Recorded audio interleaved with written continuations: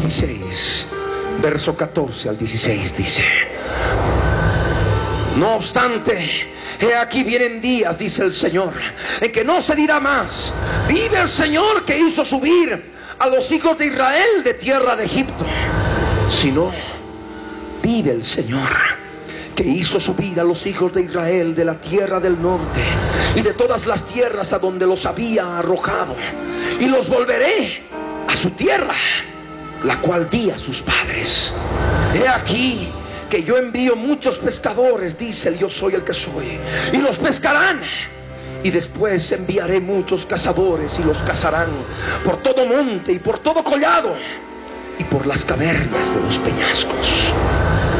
El Señor había profetizado esto en su palabra a través de Jeremías, que al final de los días, sí, ya no se diría más: vive el Señor que hizo traer al pueblo judío, a los hijos de Israel, de la tierra de Egipto, del tiempo de Faraón, sino vendrían días en que se diría: vive el Señor que hizo subir a los hijos de Israel de la tierra del norte.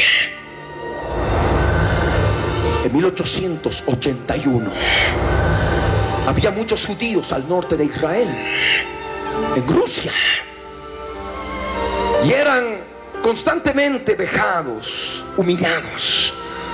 Pero ahí se dio un pogrom, los famosos pogroms rusos. ¿Qué son los pogroms?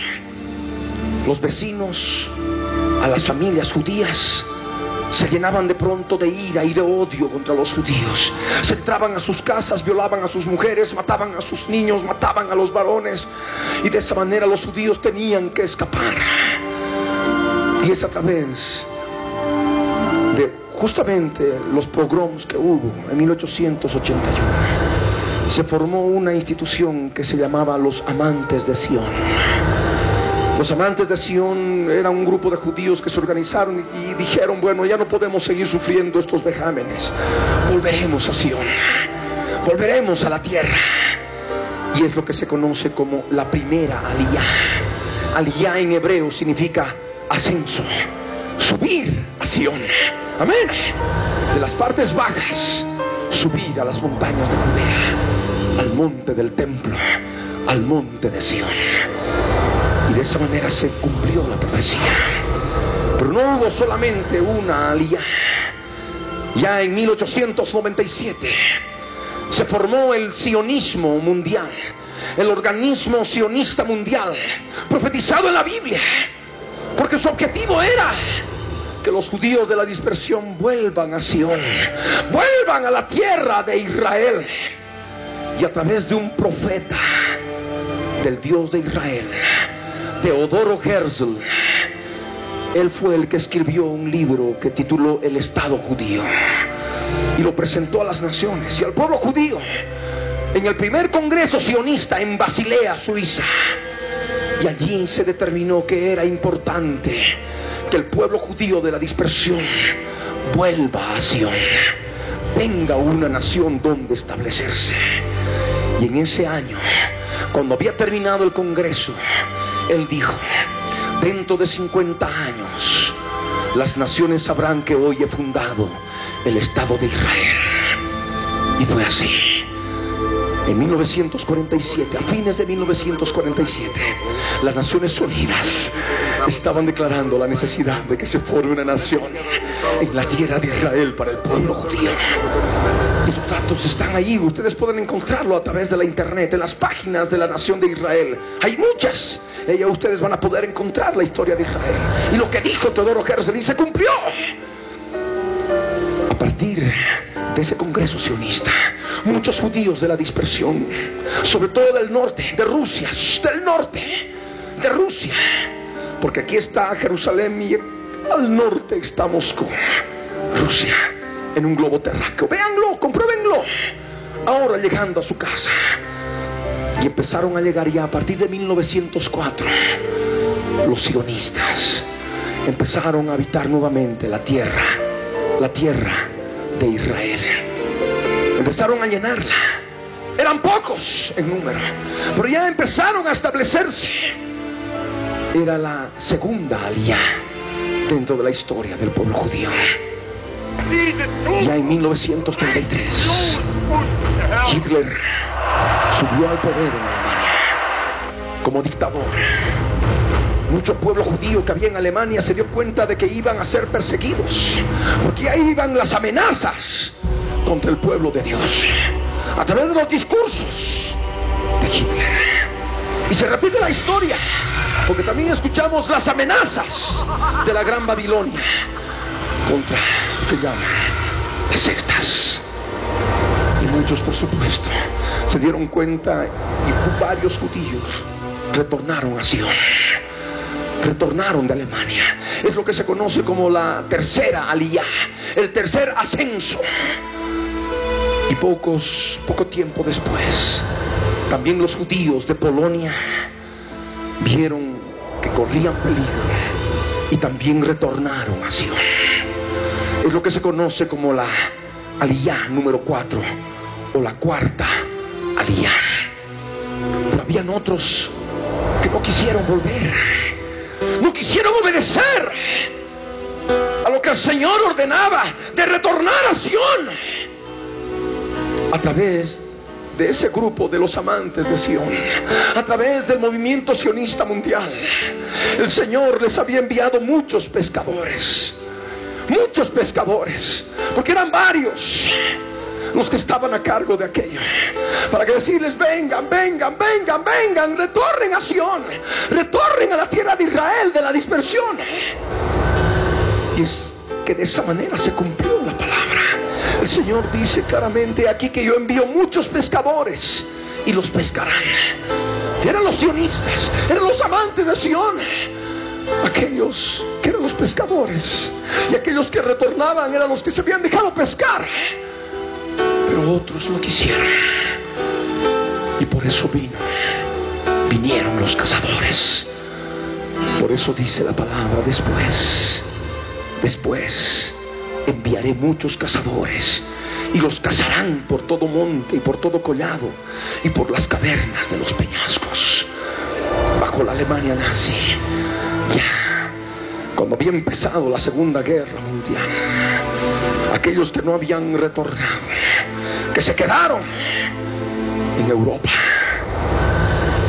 fueron cazados como animales, fueron cazados como bestias.